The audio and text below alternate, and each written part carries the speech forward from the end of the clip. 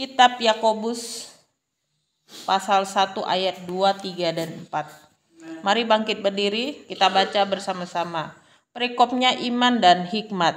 Saudara-saudaraku, anggaplah suatu kebahagiaan apabila kamu jatuh ke dalam berbagai-bagai pencobaan, sebab kamu tahu bahwa ujian pada imanmu itu menghasilkan ketekunan, dan biarkanlah ketekunan itu peroleh buah yang matang, supaya kamu menjadi sempurna dan utuh dan tak kekurangan suatu. Silakan duduk.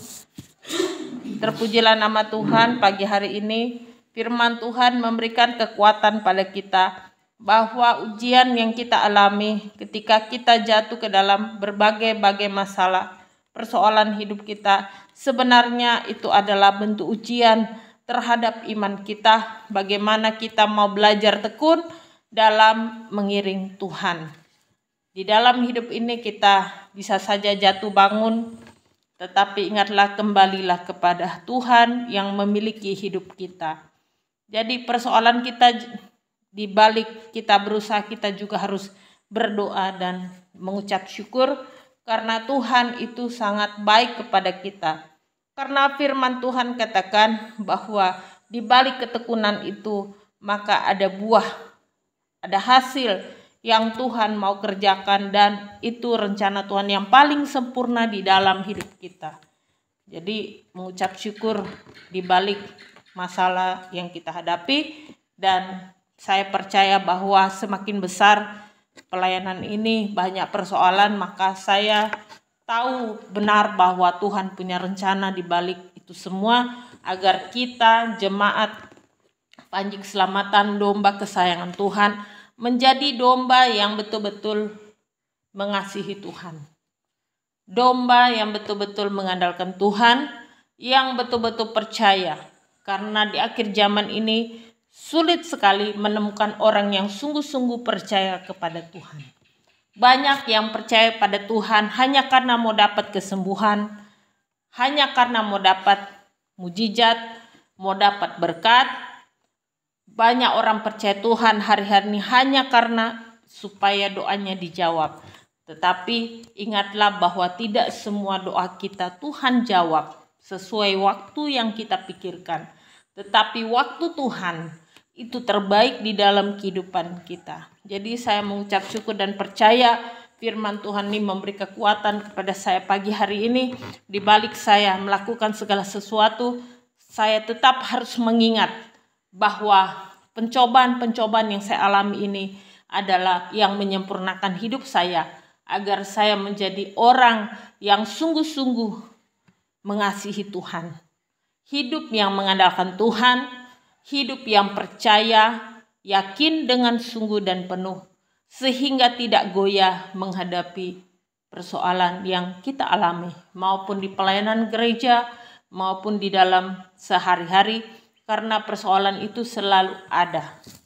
Persoalan itu selalu ada tanpa kita undang di dalam hidup kita. Tetapi marilah kita menjadi anak Tuhan yang mau belajar untuk rendah hati dan mau menerima serta belajar dari kesan-kesan kita, sehingga ke depan kita menjadi lebih baik. Di proses Tuhan, tingkah laku kita, pikiran kita semakin percaya, sehingga ketika orang lain mengatakan hal-hal yang tidak baik, mengatakan hal-hal yang dusta, maka yang sebenarnya mereka mempermalukan diri mereka sendiri. Karena kita di dalam kebenaran ini yang sudah diselamatkan, kita yang sungguh percaya ini, yakinlah bahwa Tuhan selalu akan membela pada waktu Tuhan. Waktu yang sempurna yang tidak pernah kita bisa pikirkan. Bahkan di hari-hari ini, kita sudah mulai masuk zaman kekeringan, kelaparan, kesusahan besar yang mungkin belum pernah terjadi sebelumnya. Sakit penyakit yang ada timbul dan timbul semakin banyak. Lebih banyak daripada waktu-waktu yang lampau. Hal ini menggambarkan bahwa kedatangan Tuhan sudah dekat.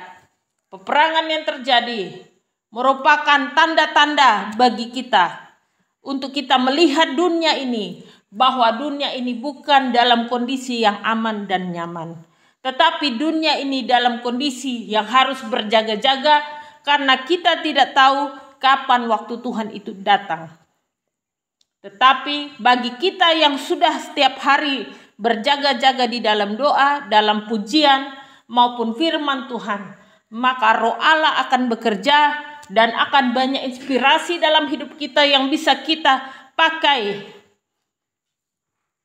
Karena kalau kita mau hidup rajin, kalau kita mau hidup tekun, tidak ada segala sesuatu yang terbuang.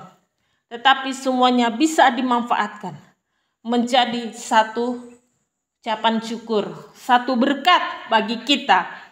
Ya, yang sekarang ini kita sedang melatih diri kita untuk mempersiapkan diri kita memasuki akhir zaman ini. Bahwa akhir zaman ini bukan bicara lagi hal yang mendongeng seperti kata nenek kakek zaman dahulu, tetapi akhir zaman ini sudah di depan mata kita. Jadi banyak orang yang kehilangan keluarganya, kehilangan rumahnya, pekerjaannya, banyak orang di PHK, banyak kantor yang sudah kena bom meletus sehingga tidak bisa lagi bekerja. Banyak orang yang akhirnya semakin mengalami kesulitan dan menyalahkan Tuhan. Tetapi kita yang percaya pada Tuhan, yakinlah bahwa Tuhan akan setia di waktu kita, bahkan di tengah-tengah kejatuhan kita. Dia Tuhan yang setia. Dia akan mengangkat kita kembali kepada rencananya. Yang penting kita menyerahkan diri kita kembali bertobat totalitas kepada Tuhan. Kenalilah Tuhan kita, bahwa Tuhan kita adalah Tuhan yang kasih. Kenalilah Tuhan kita, bahwa Tuhan kita mengajarkan kita untuk berbuat baik di tengah-tengah dunia yang jahat. Kenalilah Tuhan kita, bahwa Tuhan kita adalah Tuhan yang berkuasa, bisa melakukan apa saja di tengah-tengah kemustahilan. Karena di dunia ini, kalau kita percaya pada Tuhan, tekun, kita berdoa, di dalam kita bekerja, ingatlah nama Tuhan Yesus di dalam hati kita. Bersyukurlah kita masih bisa bekerja, karena banyak orang di luar sana yang sudah nganggur tidak bekerja. Bersyukurlah kita masih sehat, karena kalau kita ke rumah sakit, kita akan lihat banyak orang sakit meminta pertolongan. Bersyukurlah bahwa kita masih bisa tertawa, masih bisa bicara, masih bisa menangis. Kita masih bisa merasakan apa yang terjadi di sekitar kita. Karena banyak orang yang sudah mati rasa, akhirnya depresi dan gila. Jadi kita mengucap syukur karena semuanya masih kita rasakan. Jadi percayalah, dan saya menguatkan diri saya meyakini firman Tuhan ini, karena ini adalah iya dan amin. Tuhan tidak pernah meninggalkan kita, tapi Tuhan mau kita menjadi jemaat Tuhan yang dewasa secara rohani, dewasa secara bertindak pemikiran, sehingga Tuhan kasih kita akal pikiran untuk kita melakukan sesuatu. Manusia bisa menutup jalan-jalan kita melalui kekuasaannya, melalui jabatannya.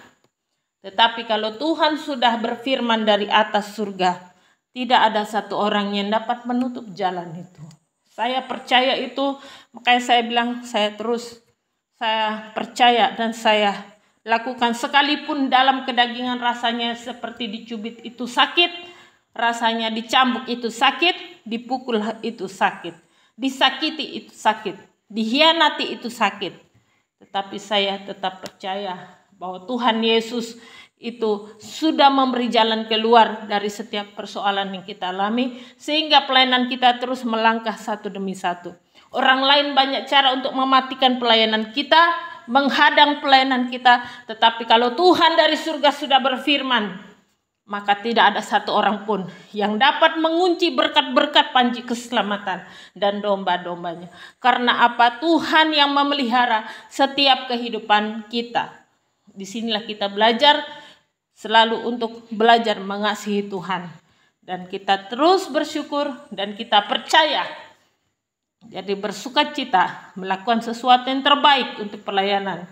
Sekalipun memang di dalam pelayanan mungkin dibilang kita tidak dapat uang, mungkin dibilang kita hanya dihina orang, tetapi percaya dan bersyukur bahwa semua milik Tuhan dan kita hanya bisa mengelola apa yang ada. Makanya saya bilang kelola apa yang ada.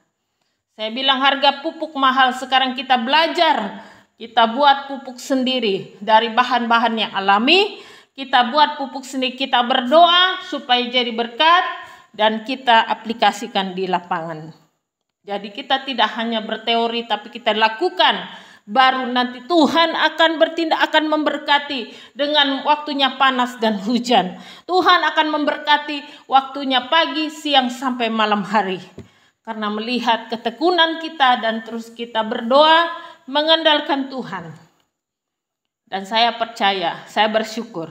Apa yang diajarkan kepada kita hari-hari ini orang sedang belajar. Baru mau memulai, saya bilang sudah ada tuh di situ banyak. Berjejer itu. Ada urea situ, ada apa NPK sih, pokoknya ada batu harus itu. Mau buat dolomit, pokoknya saya bilang kita buat. Tidak, jangan kita terpaku karena tidak ada uang. Makanya menurut saya kalau kita bilang tidak ada uang, terlalu malas sekali kita ini. Bukan tidak ada uang, tidak mau berusaha. Sedikit saja kita bekerja ke pasar, tidak usah kita malu. Saya bilang itu yang sisa-sisa kita ambil, kita minta. Kalau memang bayar sedikit, bayar saja. Kemarin kita, puji Tuhan dapat ya. Ada kakek nenek itu jualan, saya bilang kasih saya bilang. Walaupun suruh bawa, kasih. Mereka sudah tua, tidak produktif lagi dalam bekerja. Kasih saja, biar berkat kita ada. Karena kita punya belas kasihan kepada orang lain.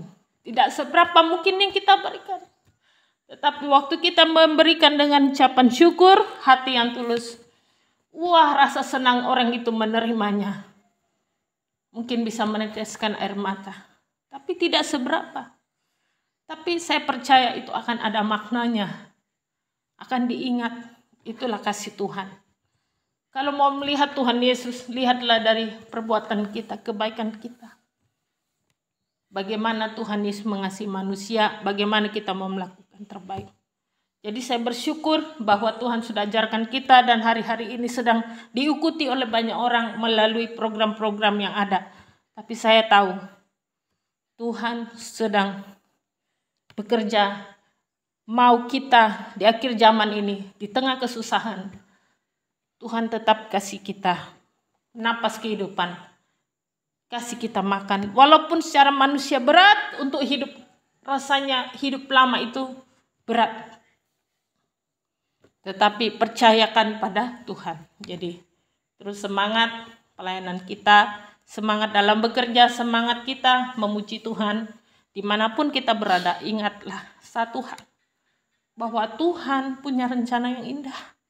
Dia tidak pernah meninggalkan kita. Satu hal yang saya pelajari dari kesaksian orang-orang yang pernah saya dengar.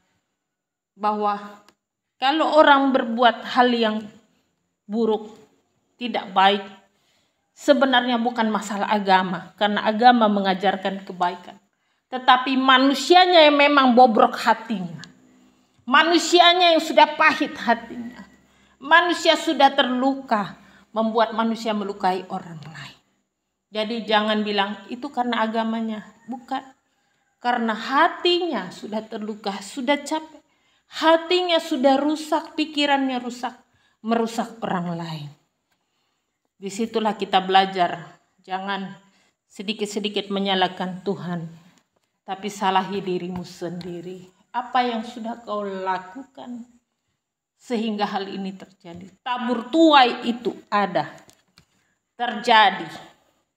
Apa yang orang tua kita tabur, anak cucu cicit kita akan menuai. Kalau baik yang ditabur, semua akan menuai baik. Kalau jahat yang ditabur, jahatlah yang dituai. Itulah dunia ini. Dibilang ada karma, itu terjadi. Dan saya percaya, kita terus lakukan, kita percaya. Jadi waktu saya sudah merenungkan itu, wah saya bilang terima kasih Tuhan. Masih ada hikmat yang mengalir di tengah-tengah kebuntuan pikiran dan otak saya. Berarti Tuhan masih sayang dengan saya. Masih dibuka loh otakku ini. Walaupun rasanya kadang letih dan lesu, itu ada. Jadi kalau kita tanya hamba Tuhan capek nggak? Capek, tapi nggak boleh ngomong capek. Kekurangan nggak? Ya pas, puji Tuhan, makan ada. Kita nggak boleh ngomong kurang, kita bilang cukup, cukup, cukup. Seperti doa Bapa kami, cukupkanlah kami akan hari ini. Jadi berkat setiap hari ada, napas kehidupan, jiwa pikiran kita sehat, bisa bekerja, melayani Tuhan. Amin. Jadi betul, kalau ada lagu bilang hidup ini adalah kesempatan. Gunakan kesempatan waktu kita bernapas dengan baik. Kalau kita sudah di liang kubur, tidak bisa berbuat apa-apa. Itu waktu beristirahat panjang. Tetapi waktu kita masih hidup, waktu kita gunakan dengan baik. Bersyukur, puji Tuhan. Saya senang, saya sukacita, ada jalan keluar dalam kehidupan kita di tengah-tengah pergumulan kita. Domba-domba kita dan penyelamatan ini beriringan menuju berkat Tuhan. Jadi disitulah kita belajar untuk mengandalkan Tuhan, mengasihi Tuhan sungguh-sungguh di dalam hidup kita. Mungkin kita bilang kita tidak punya harta, tapi kita punya iman yang melebihi segala harta kekayaan kita. Yesus Kristus Tuhan namanya. Ingat, Tuhan kita, Tuhan yang bagaimana? Tuhan yang berkuasa, Tuhan kita, Tuhan yang hebat, Tuhan kita, Tuhan yang penuh kasih, Tuhan kita penuh dengan didikan. Jadi kalau mau jadi anak Tuhan yang benar, dididik oleh Tuhan supaya hidup kita tidak semberaut, tidak sembarangan, tetapi di dalam jalur kebenaran firman Tuhan. Terpuji nama Tuhan, mari kita berdoa.